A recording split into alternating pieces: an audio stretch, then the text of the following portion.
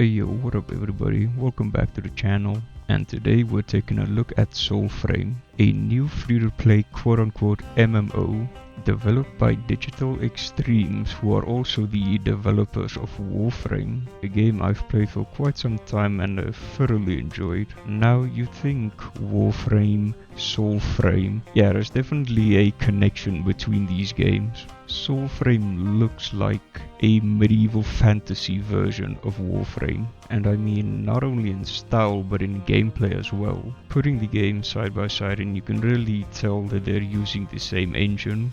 But looking at the gameplay for Soulframe, you can really see why a lot of people have issues with this. The combat looks floaty. From what I saw in the trailer, there's no lock on. You get flash fucked by anything that's slightly glowing. The camera gets so close to your skull it looks like it wants to put you in first person mode. And all this bullshit happening while the animations look placeholder at best. It is just a bit scary to me that this is what they thought was the best parts to show an audience. I do believe the engine is slightly holding them back from having better gameplay, but that's no excuse, and in my opinion they should polish this combat before releasing the game. Now if you paid attention at the start of the video, you'd notice I said quote unquote MMO. This is because Warframe also has the MMO tag, and calling Warframe an MMO would be like calling Overwatch balanced. It's just instant missions where you can play with up to 3 players at a time. There were special missions called trials that allowed up to 8 players, but those have been removed and to my knowledge not been added back.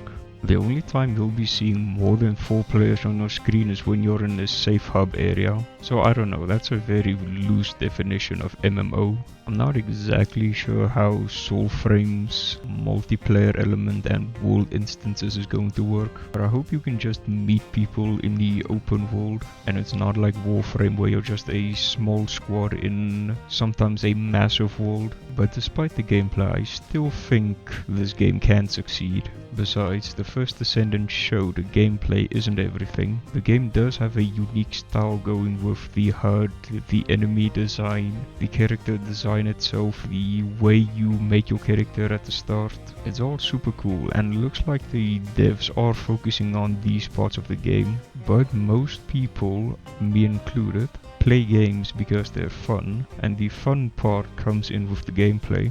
At least most of the time. So it's a really interesting strategy seeing them focus on all these things and kind of leaving the gameplay. It looks like they just put on the Warframe operator template and call it a day. But I think all in all, polish the combat, make sure that the world instances is more akin to a normal MMO, and put in some cool as fuck animations. Do all that, keep the game fun, and it will succeed. And hopefully last as long as Warframe. Thanks for watching, this has been Price5782, have a good one, cheers.